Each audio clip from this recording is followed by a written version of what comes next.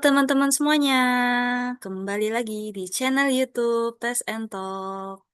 Halo Test Friend semuanya, balik lagi sama aku Puput.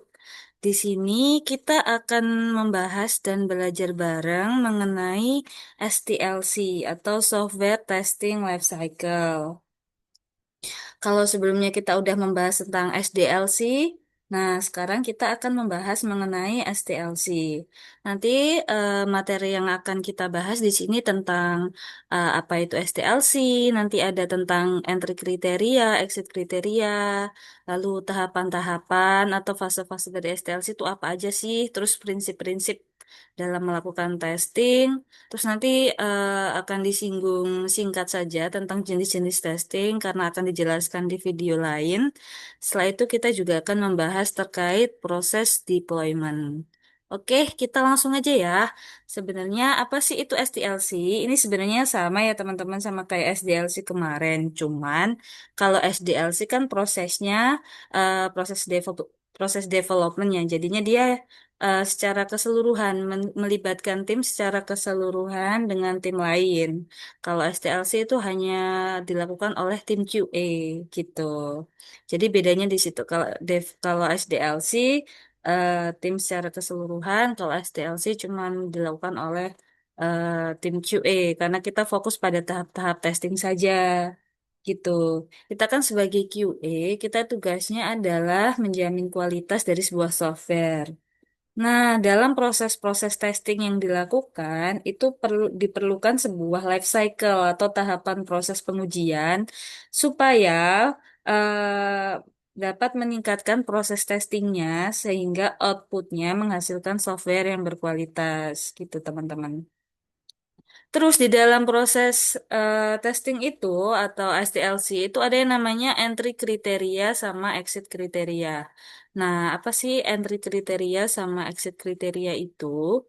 Sebenarnya entry kriteria sama exit kriteria ini adalah sebuah konsep ya teman-teman. Jadi kalau entry kriteria itu apa saja yang harus kita penuhi, hal-hal yang harus kita penuhi sebelum kita melakukan testing. Dan exit kriteria itu apa saja ketentuan yang harus diselesaikan sebelum menyelesaikan pengujian. Contohnya kalau di entry kriteria di sini kita harus menyiapkan apa saja sih sebelum melakukan testing seperti contohnya test plan, habis itu ada test cases sudah harus kita buat ya teman-teman ya. Habis itu build atau aplikasi software sudah dibuild. Habis itu kita juga harus menyiapkan proper test environment. Jadi nanti kita ngetesnya di environment mana nih udah siap atau belum kan nggak mungkin kita nanti tesnya di environmentnya developer ya. Nanti masalah environment ini nanti akan dibahas di bagian deployment. Jadi kurang lebih seperti itu. Setelah kita menyiapkan ketentuan-ketentuan, hal yang harus disiapkan di entry kriteria, lalu kita akan mengeksekut atau melakukan testing ya, sesuai dengan test case yang sudah kita buat. Lalu kita report bug, habis itu setelah bug report, di bug fixing, habis itu kita akan melakukan regression testing.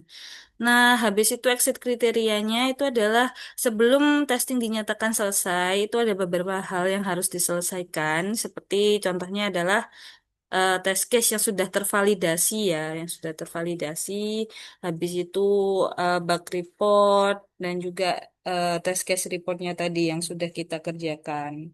Oke, setelah itu kita masuk ke fase-fase dari STLC. Sebenarnya fase dari STLC itu mirip ya sama fase SDLC, cuman fase STLC ini kita lebih fokus ke ini testing phase only ya. Jadi cuman tahapan-tahapan testing aja yang kita fokusnya. Jadi yang pertama adalah requirement analysis. Nah, di sini seperti yang sudah kita singgung sebelumnya, pada tahap requirement analysis, QA wajib banget untuk mereview, memahami requirement, bertanya, memberikan saran, dan lain-lain terkait fitur-fitur dan juga requirement yang diajukan, gitu ya, dalam proses requirement analysis. Kalau misalnya masih ada yang kurang sesuatu atau apa, bisa kita sampaikan mengenai requirement-requirement yang nanti akan diajukan, begitu ya. Kita analisa.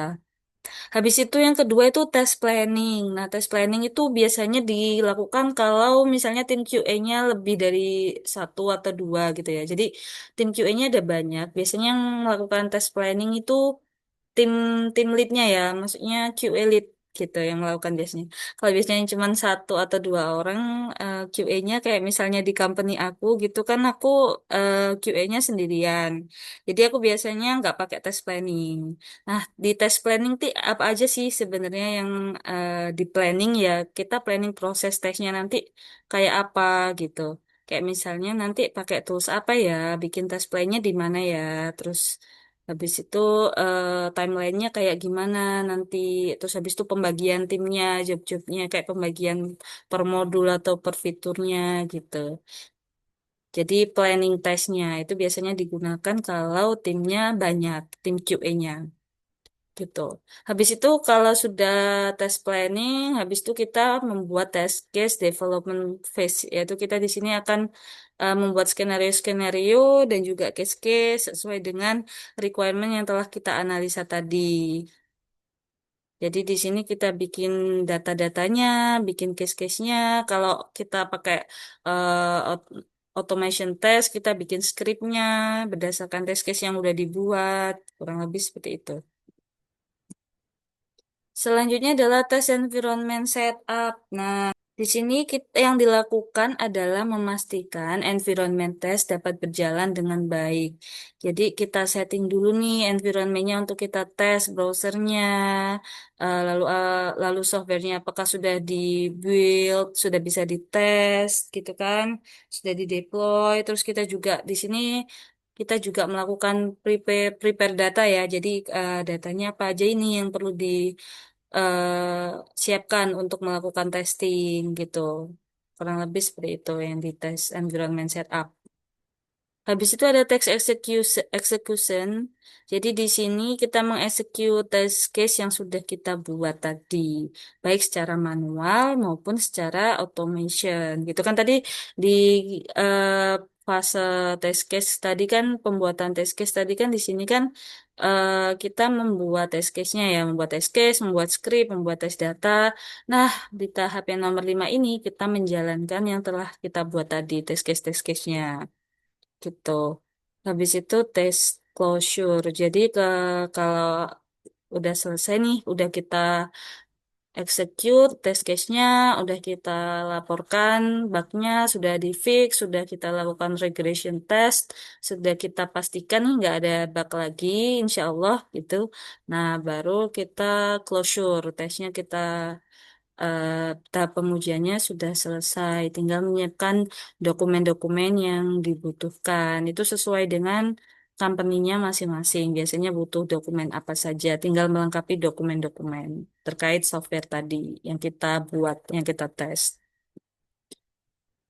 Oke, selanjutnya kita em, akan membahas tentang prinsip-prinsip yang wajib QA pahami dalam melakukan testing ya, atau di sini kita sebutnya testing principles.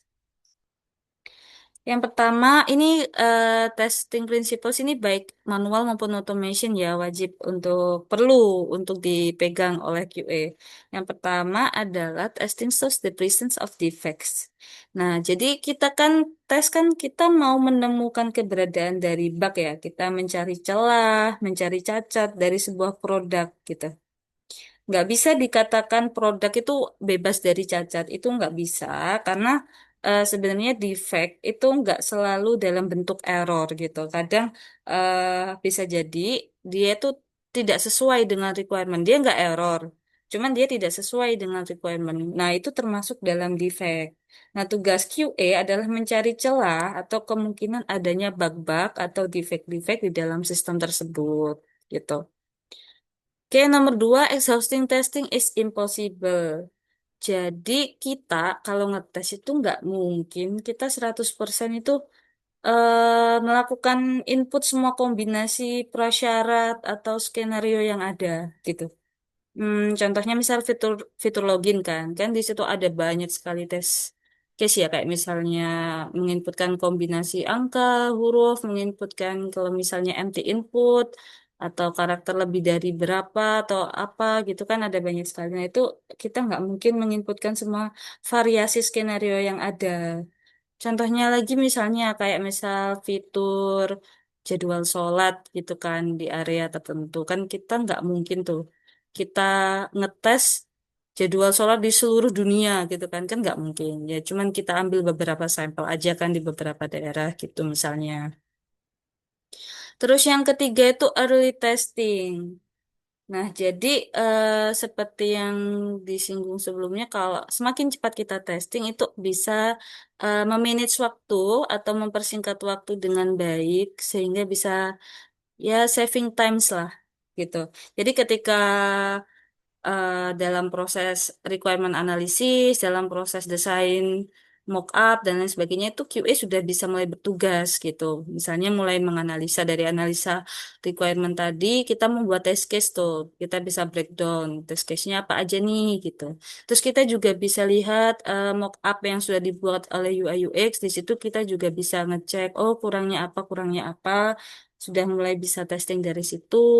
Lalu ketika sudah tahap development, misalnya sudah ada API yang dibuat oleh backend, di situ kita juga bisa langsung tes pakai Postman, misalnya pakai tools Postman kalau memungkinkan dan lain sebagainya. Jadi sebisa mungkin testing dilakukan secepat mungkin gitu ya. Jadi nggak nunggu aplikasinya jadi baru kita testing, enggak. Jadi kita menyicil apa saja yang bisa di testing lebih dulu. Gitu. Yang keempat ada defect clustering. Artinya kita mengelompokkan bug ya teman-teman ya.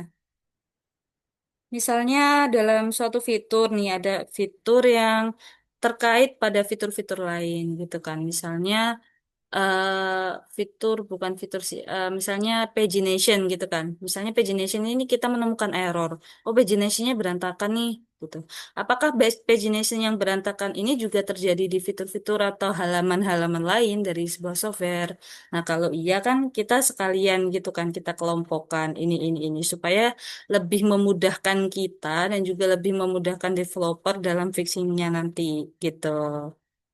Terus nomor 5 ada pesticide paradox. Ini paradoks pestisida. Jadi misalnya kalau kita petani nih teman-teman.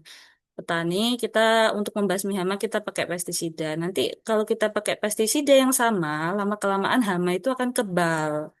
Begitu juga dalam proses testing. Kalau kita menggunakan metode yang itu-itu saja, skenario yang itu-itu saja, kita tidak akan menemukan kita tidak akan menemukan bug-bug baru ya teman-teman. Jadi kita harus upgrade terus setiap saat gitu. Selanjutnya, testing is context dependent gitu ya. Jadi, testing itu bergantung ya dari produk, dari flow, dari platform yang digunakan, dari browser. Bisa jadi nanti pakai Mozilla, pakai Chrome, pakai Edge nanti hasilnya beda. Di sini bug, di sini enggak, dan lain sebagainya. Jadi, bergantung pada banyak hal gitu. Habis itu yang terakhir adalah absence of errors is fallacy. Jadi kalau misalnya kita ngetes suatu fitur lalu kita tidak menemukan bug, maka kita perlu waspada atau hati-hati. Apakah memang benar fitur itu memang murni sudah tidak ada bug atau kita yang terlewat, ada miss gitu ya. Kita kelewat bug. Jangan sampai bug itu nanti ditemukan oleh user gitu, ditemukan oleh end user. Jadi kita sebisa mungkin kita kalau misalnya nggak nemu bug kita coba cari lagi, kita telaah lagi, mungkin ada sesuatu yang terlewat gitu ya. Apakah emang sudah benar-benar biasanya itu kalau udah nggak ada bug gitu, misalnya bisa jadi requirement-nya ada yang terlewat gitu. Misalnya fungsionalitasnya udah baik nih, udah berfungsi semua, button-button udah bisa gitu. Kan nggak ada bug tuh berarti. Tapi bisa jadi ada yang tidak memenuhi requirement. Misalnya posisi barnya, slide barnya harusnya di kanan, kita taruh kiri dan lain sebagainya. Hal seperti itu perlu kita perhatikan selama proses testing. Oke, kita next. Selanjutnya ada tipe-tipe testing, teman-teman. Di sini mungkin akan aku jabarkan secara singkat saja, karena ini nanti akan dibahas di video yang lain. Jadi tipe-tipe testing tuh ada dua, ada functional testing sama non-functional testing. Nah, nanti ada dibagi menjadi beberapa jenis testing ya. Ada unit testing, integration testing, system testing, acceptance testing gitu. Nanti akan dijabarkan di video yang lain supaya lebih detail ya teman-teman.